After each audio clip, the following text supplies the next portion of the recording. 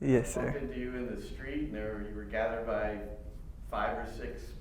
I guess it was family, some friends. Mm-hmm. But what's it been like coming back? I mean, for me, it's everything to be able to play in front of in an area I grew up in, and to be able to have family and friends just right there is huge. I mean, it's kind of I think been the difference in transitioning from the LA game to now focusing on this. I feel like I'm on a whole nother level of energy and excitement, and which is I think is going to be huge going into the game.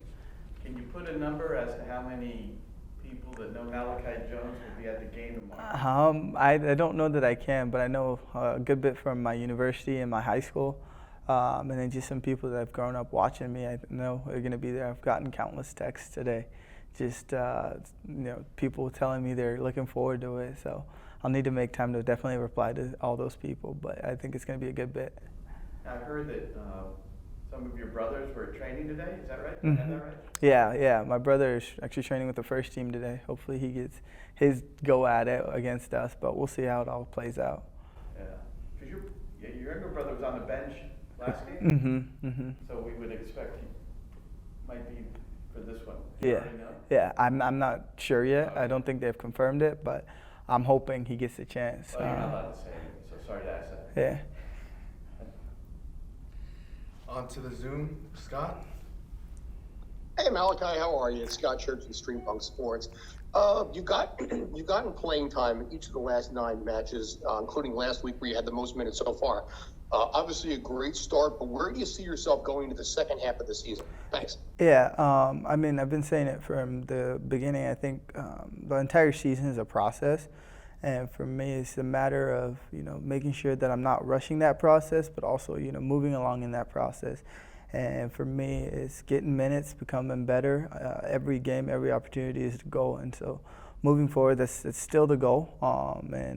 And it's just a matter of, how fast I go through that process and just, making the most of it. But for me, I think sky's the ceiling. I want to be the best player that I can be. I want to help New York City win an MLS Cup because that's the ultimate goal. It's why we're doing this, and I think for me that's the goal and that's the aim. Michael.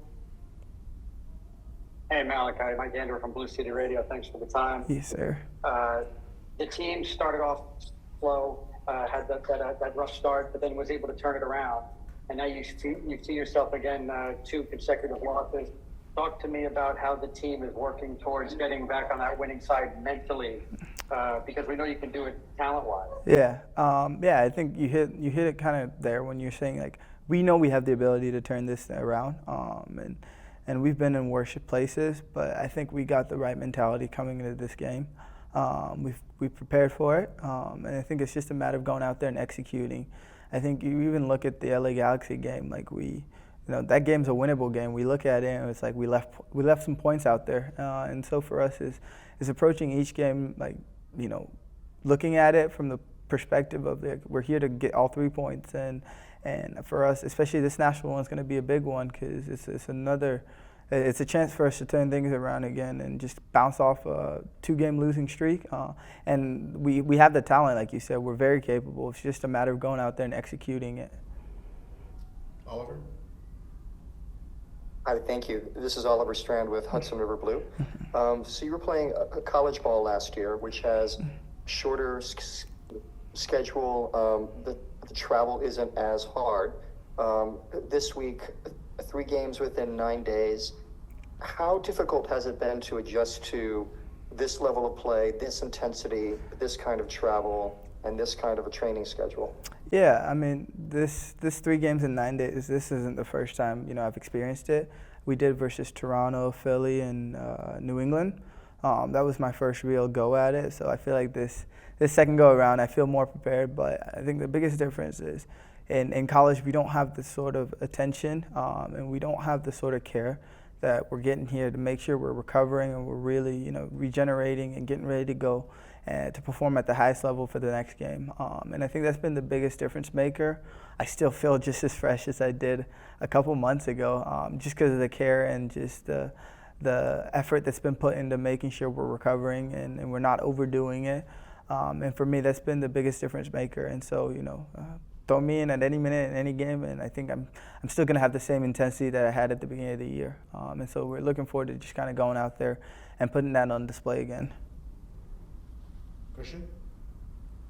Hi, Malachi. When a forward is drafted from college, usually it's the first minute that is the challenge, then the first goal or the assist. You've achieved all of those things so far, so I'm curious, what do you feel like is the next challenge for you this season to try and achieve? I think for me, the biggest thing is consistency. I'm creating, the looks are there, the opportunities are being given. It's just a matter of, executing every single one of them. I think that's what's going to be the difference maker between just being an average player and being a top level player is taking advantage of those opportunities when they come. And I feel really blessed and really thankful to the organization here, to even get the chance when they drafted me. And most draft picks, don't get the opportunity to get first team minutes right away. And so for me to be able to come out here and get some of those minutes, gives me this perspective of, you've got a rare opportunity here. So I just want to make sure I take advantage of it and feel like nothing was left behind when the final whistle is blown, when the season comes to a close. Like walking off the field or, looking back at the season and said, I took advantage of every opportunity I was given. You have another one, Christian? Yeah, it's been discussed your brother is potentially on the bench for Nashville tomorrow. Can you paint a bit of a picture for us for what that childhood was like playing with brothers all the time? What was maybe the best thing that you took away from those experiences of going up against them all the time? Yeah, I'm not entirely sure if he is. He hasn't told me yet, and we'll find out when the rosters are announced. But I think for us is the biggest thing, we've always been a tight-knit family, and I think we all owe it to each other to say that our biggest developing years, we developed because we pushed each other. There's growing up with 11 kids at a house, there's the level of competition is always going to be there. You're always going to find somebody that's your equal or better than you. And for us, it was always about pushing each other. There was never a day you didn't find us playing 5v5 or 4v4 in the backyard. So I think it's safe to say that the where we're at, we couldn't have gotten without the support and the competition from each other. But at the same time, we want to see what's best for each other, even as life keeps going. I want to see him succeed at Nashville. I want to succeed. He wants to see me succeed at New York. But at the end of the day, when we line up against each other and we're wearing different colors, you're going to expect a competition at the highest level. We'll be brothers and hug and be proud of each other after the game. But the moments between, the whistle blowing to start the game and the whistle blowing to end the game, you're going to see a high-level game, pushing and just challenging each other and really competing at the highest level. It's only worth it if you work for it. I won't stop till they hear me now. I won't stop till I wear the crown.